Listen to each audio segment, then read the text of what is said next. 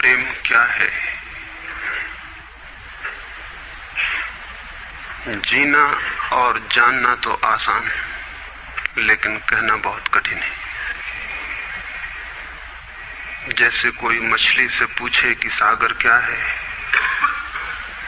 तो मछली कह सकती है ये है सागर, ये रहा, चारों तरफ वही है। लेकिन कोई पूछे कि कहो क्या है, बताओ मत, तो बहुत कठिन हो जाएगा मछली को। आदमी के जीवन में भी जो श्रेष्ठ है, सुंदर है और सत्य है, उसे जिया जा सकता है, जाना जा सकता है, हुआ जा सकता है, लेकिन कहना बहुत मुश्किल है। और दुर्घटना और दुर्भाग्य यह है कि जिसमें जिया जाना चाहिए, जिसमें हुआ जाना चाहिए, उसके संबंध में मनुष्य जाति 5-6 हजार वर्ष से केवल बातें कर रही है।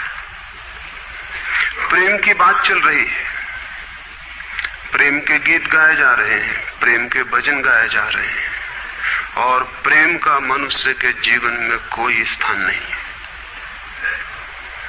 अगर आदमी के भीतर खोजने जाएं तो प्रेम से ज्यादा असत्य शब्द दूसरा नहीं मिलेगा। और जिन लोगों ने प्रेम को असत्य सिद्ध कर दिया है और जिन्होंने प्रेम की समस्त धाराओं को अवरुद्ध कर दिया है, और बड़ा दुर्भाग्य यह है कि लोग समझते हैं वे ही प्रेम के जन्मदाता भी हैं। धर्म प्रेम की बातें करता है, लेकिन आज तक जिस प्रकार का धर्म मनुष्य जाति के ऊपर दुर्भाग्य की भांति छाया हुआ है, उस धर्म ने ही मनुष्य के जीवन से प्रेम के सारे द्वार बंद कर दिए।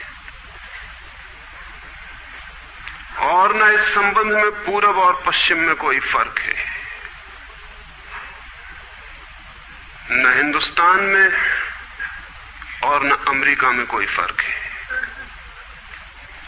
मनुष्य के जीवन में प्रेम की धारा प्रकट ही नहीं हो पाई, और नहीं हो पाई तो हम दोष देते हैं कि मनुष्य ही बुरा है, इसलिए नहीं प्रकट हो पाई। हम दोष देते हैं कि मन ही जहर है, इसलिए प्रकट नहीं हो पाई। मन जहर नहीं है, और जो लोग मन को जहर कहते रहे, उन्होंने ही प्रेम को जहरीला कर दिया, प्रेम को प्रकट नहीं होने दिया। मन जहर हो कैसे सकता है? इस जगत में कुछ भी जहर नहीं है। परमात्मा के सारे उपक्रम में कुछ भी विष नहीं है, सब अमृत है। लेकिन आदमी ने सारे अमृत को जहर कर लिया है, और इस जहर करने में शिक्षक, साधु, संत और तथाकथित धार्मिक लोगों का सबसे ज्यादा हाथ है। इस बात को थोड़ा समझ लेना जरूरी है, क्योंकि अगर ये बात दिखाई न पड़े तो मनुष्य के जीवन में कभी भी प्रेम भविष्य में भी नहीं हो सकेगा। क्योंकि जिन कारणों से प्रेम नहीं पैदा हो सका है, उन्हीं कारणों को हम प्रेम प्रकट करने के आधार और कारण बना रहे हैं। हालतें ऐसी हैं कि गलत सिद्धांतों को अगर हजारों वर्ष तक दोहराया जाए तो फिर हम ये भूल ही जाते हैं कि सिद्धांत गलत है, और दिखाई पड़ने लगता है कि आदमी गलत है, क्योंकि उन सिद्धांतों को पूरा नहीं कर पा रहा है। मैंने सुना है एक सम्राट के महल के नीचे से एक पंखा बेचने वाला गुजरता था और जोर से चिल्ला रहा था कि अनूठे और अद्भुत पंखे मैंने निर्मित किए हैं। ऐसे पंखे कभी भी नहीं बनाए गए, ये पंखे कभी देखे भी नहीं गए हैं। सम्राट ने खिड़की से झांक के देखा कि कौन है जो अनूठे पंखे ले आया। सम्राट के पास सब तरह के पंखे थे, दुनिया के कोने कोने में जो मिल सकते थे। और नीचे देखा, गलियारे में खड़ा हुआ एक आदमी, साधारण 2-2 पैसे के पंखे होंगे, और चिल्ला रहा है कि अनूठे, अद्वितीय। उस आदमी को ऊपर बुलाया और पूछा कि इन पंखों में क्या खूबी है, दाम क्या है इन पंखों के? उस पंखे वाले ने कहा कि महाराज, दाम ज्यादा नहीं है, पंखे को देखते हुए दाम बहुत कम है, सिर्फ 100 रुपए का पंखा है। सम्राट ने कहा 100 रुपए? ये 2 पैसे का पंखा जो बाजार में जगह जगह मिलता है, 100 रुपए दाम, क्या है इसकी खूबी? उस आदमी ने कहा खूबी, ये पंखा 100 वर्ष चलता है, 100 वर्ष के लिए गारंटी है, 100 वर्ष से कम में खराब नहीं होता है। सम्राट ने कहा, इसको देख के तो ऐसा लगता है कि सप्ताह भी चल जाए, पूरा तो मुश्किल। धोखा देने की कोशिश कर रहे हो, सरासर बेईमानी, और वो भी सम्राट के सामने।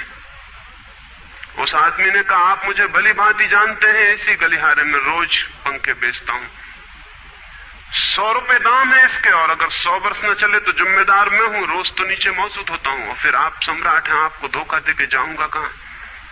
वो पंखा खरीद लिया गया। सम्राट को विश्वास तो न था, लेकिन आश्चर्य भी था कि यह आदमी सरासर झूठ बोल रहा है, किस बल पर बोल रहा है। पंखा 100 रुपए में खरीद लिया गया और उससे कहा कि 7वें दिन तुम उपस्थित हो जाना। 2-4 दिन में ही पंखे की डंडी बाहर निकल गई, 7वें दिन तो वो बिल्कुल मुर्दा हो गए। लेकिन सम्राट ने सोचा कि शायद पंखे वाला आएगा नहीं, लेकिन ठीक समय पर 7वें दिन वो पंखे वाला हाजिर हो गया। उसने कहा, कहो महाराज। उन्होंने कहा, कहना नहीं है, ये पंखा पड़ा हुआ है टूटा हुआ, ये 7 दिन में ये गति हो गई, तुम कहते 100 वर्ष चलेगा। पागल हो या धोखेबाज, क्या हो? उस आदमी ने कहा कि मालूम होता है आपको पंखा जलना नहीं आता है। पंखा तो 100 वर्ष चलता ही, पंखा तो गारंटीड है। आप पंखा जलते कैसे थे? सम्राट ने कहा, और भी सुनो, अब मुझे ये भी सीखना पड़ेगा कि पंखा कैसे किया जाता है। उस आदमी ने कहा, कृपा करके बताइए कि इस पंखे की गति 7 दिन में ऐसी कैसे बना दी आपने, किस भांति पंखा किया? सम्राट ने पंखा उठा के करके दिखाया कि इस भांति मैंने पंखा किया। उस आदमी ने कहा, समझ गया, भूल, इस तरह पंखा नहीं किया जाता। सम्राट ने कहा, और क्या रास्ता है पंखा जलने का? उस आदमी ने कहा, पंखा पकड़िए सामने और सिर को हिलाइए। पंखा 100 वर्ष चलेगा, आप समाप्त हो जाएंगे, लेकिन पंखा बचेगा। पंखा गलत नहीं है, आपके जलने का ढंग गलत है। यह आदमी पैदा हुआ है 5-6 हजार या 10 हजार वर्ष की संस्कृति का, यह आदमी फल है, लेकिन संस्कृति गलत नहीं है, यह आदमी गलत है। आदमी मरता जा रहा है रोज, और संस्कृति की दुहाई चलती चली जाती है कि महान संस्कृति, महान धर्म, महान सब कुछ, और उसका ये फल है। आदमी उसी संस्कृति से गुजरा है और ये परिणाम है उसका। लेकिन नहीं, आदमी गलत है, और आदमी को बदलना चाहिए अपने को। और कोई कहने की हिम्मत नहीं उठाता कि कहीं ऐसा तो नहीं है कि 10,000 वर्षों में जो संस्कृति और धर्म आदमी को प्रेम से नहीं भर पाए, वो संस्कृति और धर्म गलत हो। और अगर 10,000 वर्षों में आदमी प्रेम से नहीं भर पाया, तो आगे कोई संभावना है इसी धर्म और इसी संस्कृति के आधार पर कि आदमी कभी प्रेम से भर जाए?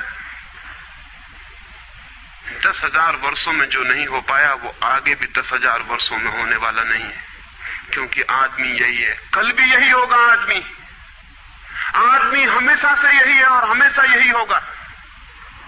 और संस्कृति और धर्म जिनके हम नारे दिए चले जाते हैं, संतों और महात्माओं की जिनकी दुहाइयां दिए चले जाते हैं, सोचने के लिए हम तैयार नहीं कि कहीं हमारा बुनियादी चिंतन की दिशा ही तो गलत नहीं है। मैं कहना चाहता हूं कि वो गलत है, और गलत सबूत है ये आदमी। और क्या सबूत होता है? एक बीज को हम बोएं और फल जहरीले और कड़वे हों, तो क्या सब सिद्ध होता है? सिद्ध होता है कि वो बीज जहरीला और कड़वा रहा होगा। हालांकि बीज में पता लगाना मुश्किल है कि उससे जो फल पैदा होंगे वो कड़वे पैदा होंगे। बीज में कुछ खोजबीन नहीं की जा सकती। बीज को तोड़ो फोड़ो, कोई पता नहीं चल सकता कि इससे जो फल पैदा होंगे वो कड़वे होंगे। बीज को वो 100 वर्ष लग जाएंगे, वृक्ष होगा, बड़ा होगा, आकाश में फैलेगा, तब फल आएंगे और तब पता चलेगा कि वे कड़वे। 10,000 वर्ष में संस्कृति और धर्म के जो बीज बोए गए हैं, ये आदमी उसका फल है, और ये कड़वा है और घृणा से भरा हुआ है। लेकिन उसी की दुहाई दिए चले जाते हैं हम, और सोचते हैं उससे प्रेम हो जाए। मैं आपसे कहना चाहता हूं, उससे प्रेम नहीं हो सकता है, क्योंकि प्रेम के पैदा होने की जो बुनियादी संभावना है, धर्मों ने उसकी ही हत्या कर दी है और उसमें ही जहर घोल दिया है। मनुष्य से भी ज्यादा प्रेम पशुओं और पक्षियों में और पौधों में दिखाई पड़ता है। जिनके पास न कोई संस्कृति है न कोई धर्म है। संस्कृत और सुसंस्कृत और सभ्य मनुष्यों की बजाय असभ्य और जंगल के आदमी में ज्यादा प्रेम दिखाई पड़ता है, जिसके पास न कोई विकसित धर्म है, न कोई सभ्यता है, न कोई संस्कृति है। जितना आदमी सभ्य, सुसंस्कृत और तथाकथित धर्मों के प्रभाव में मंदिरों और चर्चों में प्रार्थना करने लगता, उतना ही प्रेम से शून्य क्यों होता चला जाता। जरूर कुछ कारण है, और दो कारणों पर मैं विचार करना चाहता हूं। अगर वे ख्याल में आ जाएं तो प्रेम के अवरुद्ध स्रोत टूट सकते हैं और प्रेम की गंगा बह सकती है। वो हर आदमी के भीतर है, उसे कहीं से लाना नहीं है।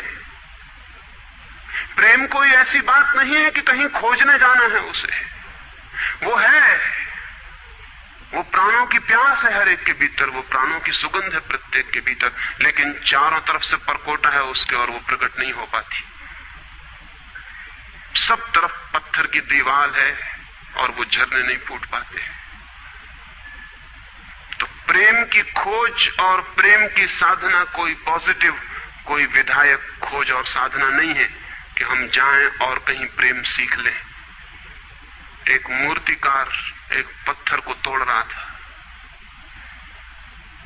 कोई देखने गया था कि मूर्ति कैसे बनाई जाती है। उसने देखा कि मूर्ति तो बिल्कुल नहीं बनाई जा रही, सिर्फ छेनी और हथौड़े से पत्थर तोड़ा जा रहा है। तो उस आदमी ने पूछा कि आप क्या कर रहे हैं, मूर्ति नहीं बनाएंगे? मैं तो मूर्ति का बनना देखने आया हूं, आप तो सिर्फ पत्थर तोड़ रहे हैं। उस मूर्तिकार ने कहा कि मूर्ति तो पत्थर के भीतर छिपी है, उसे बनाने की जरूरत नहीं है, सिर्फ उसके ऊपर जो व्यर्थ पत्थर जुड़ा है उसे अलग कर देने की जरूरत है और मूर्ति प्रकट हो जाएगी। मूर्ति बनाई नहीं जाती, मूर्ति सिर्फ आविष्कृत होती है, डिस्कवर होती है, अनावृत होती है, उगाड़ी जाती है।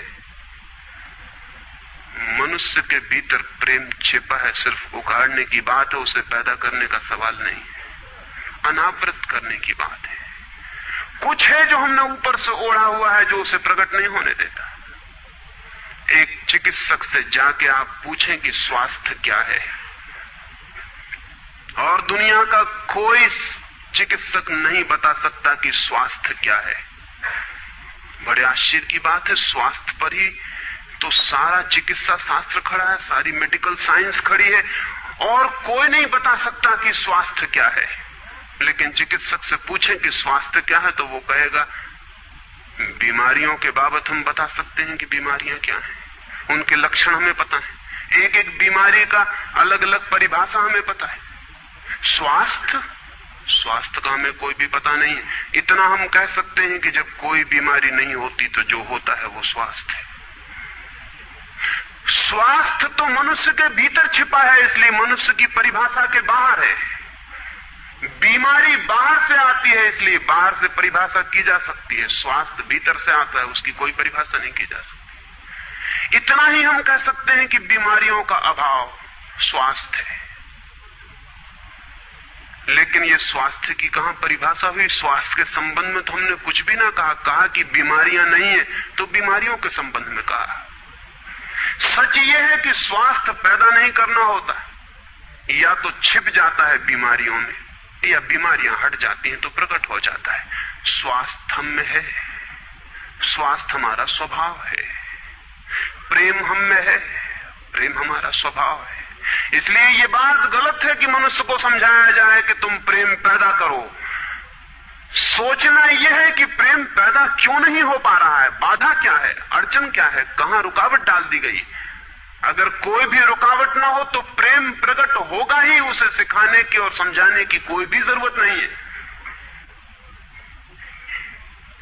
अगर मनुष्य के ऊपर गलत संस्कृति और गलत संस्कार की धाराएं और बाधाएं न हो तो हर आदमी प्रेम को उपलब्ध होगा ही, ये अनिवार्यता है। प्रेम से कोई बच ही नहीं सकता, प्रेम स्वभाव है। गंगा बहती है हिमालय से, बहेगी गंगा, उसके प्राण है, उसके पास जल है, वो बहेगी और सागर को खोज ही लेगी। न किसी पुलिस वाले से पूछेगी, न किसी पुरोहित से पूछेगी कि सागर कहां है। देखा किसी गंगा को चौरस्ते पर खड़े होकर पूछते कि सागर कहां है? उसके प्राणों में है छिपी सागर की खोज और ऊर्जा है, तो पहाड़ तोड़ेगी, मैदान तोड़ेगी और पहुंच जाएगी सागर तक। सागर कितने ही दूर हो, कितना ही छिपा हो, खोज ही लेगी। और कोई रास्ता नहीं है, कोई गाइड बुक नहीं है कि जिससे पता लगा ले कि कहां से जाना है, लेकिन पहुंच जाती है। लेकिन बांध बांध दिए जाएं, चारों तरफ परकोटे उठा दिए जाएं, प्रकृति की बाधाओं को तोड़ के तो गंगा सागर तक पहुंच जाती है, लेकिन अगर आदमी की इंजीनियरिंग की बाधाएं खड़ी कर दी जाएं तो हो सकता है गंगा सागर तक न पहुंच पाए। ये भेद समझ लेना जरूरी है। प्रकृति की कोई भी बाधा असल में बाधा नहीं है, इसलिए गंगा सागर तक पहुंच जाती है, हिमालय को काट के पहुंच जाती है। लेकिन अगर आदमी ईजाद करे, इंतजाम करे, तो गंगा को सागर तक नहीं भी पहुंचने दे सकता है। प्रकृति का तो एक सहयोग है, प्रकृति तो एक हार्मनी है। वहां जो बाधा भी दिखाई पड़ती है वो भी शायद शक्ति को जगाने के लिए चुनौती है। वहां जो विरोध भी दिखाई पड़ता है वो भी शायद भीतर प्राणों में जो छिपा है उसे प्रकट करने के लिए बुलावा है। वहां शायद कोई बाधा नहीं है। वहां हम बीज को दबाते हैं जमीन में, दिखाई पड़ता है कि जमीन की एक परत बीज के ऊपर पड़ी है, बाधा दे रही, लेकिन वो बाधा नहीं दे रही। अगर वो परत ना होगी तो बीज अंकुरित भी नहीं हो पाएगा। ऐसे दिखाई पड़ता है कि एक परत जमीन की बीज को नीचे दबा रही है, लेकिन वो परत दबा इसलिए रही है ताकि बीज दबे, गले और टूट जाए और अंकुर बन जाए। ऊपर से दिखाई पड़ता है वो जमीन बाधा दे रही, लेकिन वो जमीन मित्र है और सहयोग कर रही बीज को प्रकट करने में।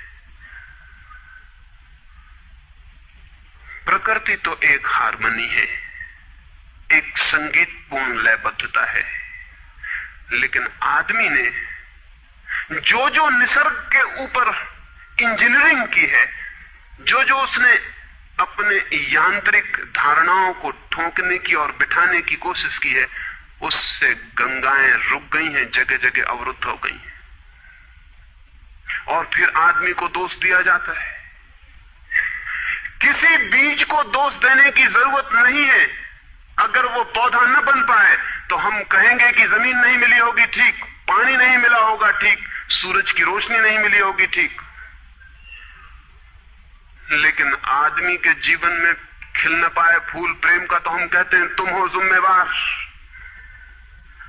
और कोई नहीं कहता कि भूमि ना मिली होगी, ठीक, पानी ना मिला होगा, ठीक, सूरज की रोशनी ना मिली होगी, ठीक, इसलिए यह आदमी का पौधा अवरुद्ध रह गया, विकसित नहीं हो पाया, फूल तक नहीं पहुंच पाया। मैं आपसे कहना चाहता हूं कि बुनियादी बाधाएं आदमी ने खड़ी की हैं। प्रेम की गंगा तो बह सकती है और परमात्मा के सागर तक पहुंच सकती है। आदमी बना उसलिए है कि वो बहे और प्रेम बहे और परमात्मा तक पहुंच जाए, लेकिन हमने कौन सी बाधाएं खड़ी कर दी? पहली बात, आज तक मनुष्य की सारी संस्कृतियों ने सेक्स का, काम का, वासना का विरोध किया है। इस विरोध ने मनुष्य के भीतर प्रेम के जन्म की संभावना तोड़ दी, नष्ट कर दी। इस निषेध ने, क्योंकि सच्चाई यह है कि प्रेम की सारी यात्रा का प्राथमिक बिंदु काम है, सेक्स है। प्रेम की यात्रा का जन्म गंगोत्री, जहां से गंगा पैदा होगी प्रेम की, वो सेक्स है, वो काम है। और उसके सब दुश्मन है, सारी संस्कृतियां और सारे धर्म और सारे गुरु और सारे महात्मा। तो गंगोत्री पर ही चोट कर दी, वहीं रोक दिया। पाप है काम, अधम है काम, जहर है काम। और हमने सोचा भी नहीं कि काम की ऊर्जा ही, सेक्स एनर्जी ही अंततः प्रेम में परिवर्तित होती और रूपांतरित होती। प्रेम का जो विकास है वो काम की शक्ति का ही ट्रांसफॉर्मेशन है, वो उसी का रूपांतरण है। एक कोयला पड़ा हो और आपको ख्याल भी नहीं आएगा कि कोयला ही रूपांतरित होकर हीरा बन जाता है। हीरे और कोयले में बुनियादी रूप से कोई भी फर्क नहीं है। हीरे में भी वही तत्व हैं जो कोयले में, और कोयला हजारों वर्ष की प्रक्रिया से गुजर के हीरा बन जाता है, लेकिन कोयले की कोई कीमत नहीं है। उसे कोई घर में रखता भी है तो ऐसी जगह जहां दिखाई न पड़े, और हीरे को लोग छातियों पर लटका के घूमते कि वो दिखाई पड़े। और हीरा और कोयला एक ही है, लेकिन कोई दिखाई नहीं पड़ता कि इन दोनों के बीच अंतर संबंध है, एक यात्रा है। कोयले की शक्ति ही हीरा बनती है, और अगर आप कोयले के दुश्मन हो गए, जो कि हो जाना बिल्कुल आसान है क्योंकि कोयले में कुछ भी नहीं दिखाई पड़ता, तो हीरे के पैदा होने की संभावना भी समाप्त हो गई, क्योंकि कोयला ही हीरा बन सकता था। सेक्स की शक्ति ही, काम की शक्ति ही प्रेम बनती है, लेकिन उसके विरोध में सारे दुश्मन हैं उसके, अच्छे आदमी उसके दुश्मन,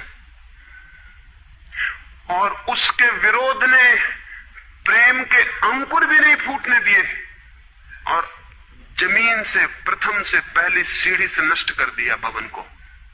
फिर वो हीरा नहीं बन पाता कोयला, क्योंकि उसके बनने के लिए जो स्वीकृति चाहिए, जो उसका विकास चाहिए, जो उसको रूपांतरित करने की प्रक्रिया चाहिए, उसका सवाल ही नहीं उठता। जिसके हम दुश्मन हो गए, जिसके हम शत्रु हो गए, जिससे हमारी द्वंद्व की स्थिति बन गई और जिससे हम निरंतर लड़ने लगे, अपनी ही शक्ति से आदमी को लड़ा दिया गया है, सेक्स की शक्ति से आदमी को लड़ा दिया गया है।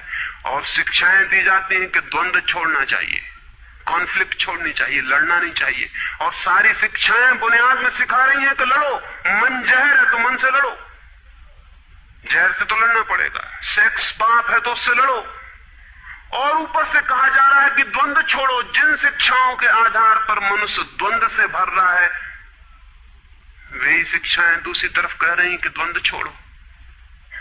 एक तरफ आदमी को पागल बनाओ और दूसरी तरफ पागल खाने खोलो कि उनका इलाज करना है। एक तरफ कीटाणु फैलाओ बीमारियों के, और फिर अस्पताल खोलो कि बीमारियों का इलाज यहां किया जाता है। एक बात समझ लेनी जरूरी है इस संबंध में, मनुष्य कभी भी काम से मुक्त नहीं हो सकेगा। काम उसके जीवन का प्राथमिक बिंदु है, उसी से जन्म होता है। परमात्मा ने काम की शक्ति को ही, सेक्स को ही सृष्टि का मूल बिंदु स्वीकार किया है, और परमात्मा जिसे पाप नहीं समझ रहा, महात्मा उसे पाप बता रहे हैं। अगर परमात्मा उसे पाप समझता है तो परमात्मा से बड़ा पापी इस पृथ्वी पर, इस जगत में, इस विश्व में कोई भी नहीं है। फूल खिला हुआ दिखाई पड़ रहा है, कभी सोचा है कि फूल का खिल जाना भी सेक्सुअल एक्ट है? फूल का खिल जाना भी काम की एक घटना है, वासना की एक घटना है। फूल में है क्या उसके खिल जाने में? उसके खिल जाने में कुछ भी नहीं है। वे बिंदु हैं, पराग के, वीरी के कण हैं, जिन्हें तितलियां उड़ा के दूसरे फूलों पे ले जाएंगी और नया जन्म देंगी। एक मोर नाच रहा है और कवि गीत गा रहे हैं, और संत भी देख के प्रसन्न होंगे, लेकिन उन्हें ख्याल नहीं कि नृत्य एक सेक्सुअल एक्ट है। मोर पुकार रहा है अपनी प्रेयसी को या अपने प्रेमी को, वो नृत्य किसी को रिझाने के लिए। पपीहा गीत गा रहा है, कोयल बोल रही है। एक आदमी जवान हो गया है, एक युवती सुंदर होकर विकसित हो गई है। वो सब की सब सेक्सुअल एनर्जी की अभिव्यक्तियां हैं, वो सब का सब काम का ही रूपांतरण है, वो सब का सब काम की ही अभिव्यक्ति, काम की ही अभिव्यंजना है। सारा जीवन, सारी अभिव्यक्ति, सारी फ्लावरिंग काम की है, और उस काम के खिलाफ संस्कृति और धर्म आदमी के मन में जहर डाल रहे हैं, उससे लड़ाने की कोशिश कर रहे हैं। मौलिक शक्ति से मनुष्य को उलझा दिया है लड़ने के लिए, इसलिए मनुष्य दीनहीन, प्रेम से रिक्त और थोथा और ना कुछ हो गया है। काम से लड़ना नहीं है, काम के साथ मैत्री स्थापित करनी है और काम की धारा को और ऊंचाइयों तक ले जाना है।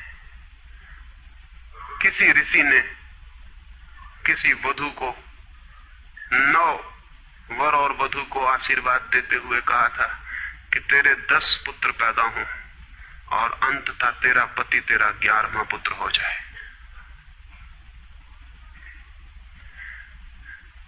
वासना रूपांतरित हो तो पत्नी मां बन सकती है, वासना रूपांतरित हो तो काम प्रेम बन सकता है, लेकिन काम ही प्रेम बनता है। काम की ऊर्जा ही प्रेम की ऊर्जा में विकसित होती है, फलित होती है। लेकिन हमने मनुष्य को भर दिया है काम के विरोध में। इसका परिणाम यह हुआ कि प्रेम तो पैदा नहीं हो सका, क्योंकि वो तो आगे का विकास था, काम की स्वीकृति से आता। प्रेम तो विकसित नहीं हुआ, और काम के विरोध में खड़े होने के कारण मनुष्य का चित्त ज्यादा से ज्यादा कामुक और सेक्सुअल होता चला गया। हमारे सारे गीत, हमारी सारी कविताएं, हमारे चित्र, हमारी पेंटिंग्स, हमारे मंदिर, हमारी मूर्तियां सब घूम फिर के सेक्स के आसपास केंद्रित हो गई। हमारा मन ही सेक्स के आसपास केंद्रित हो गया। इस जगत में कोई भी पशु मनुष्य की भांति सेक्सुअल नहीं है। मनुष्य 24 घंटे सेक्सुअल हो गया। उठते बैठते सोते जागते सेक्स ही सब कुछ हो गया। उसके प्राण में एक घाव हो गया, विरोध के कारण, दुश्मनी के कारण, शत्रुता के कारण। जो जीवन का मूल था उससे मुक्त तो हुआ नहीं जा सकता था, लेकिन उससे लड़ने की चेष्टा में सारा जीवन रुग्ण जरूर हो सकता था, वो रुग्ण हो गया है।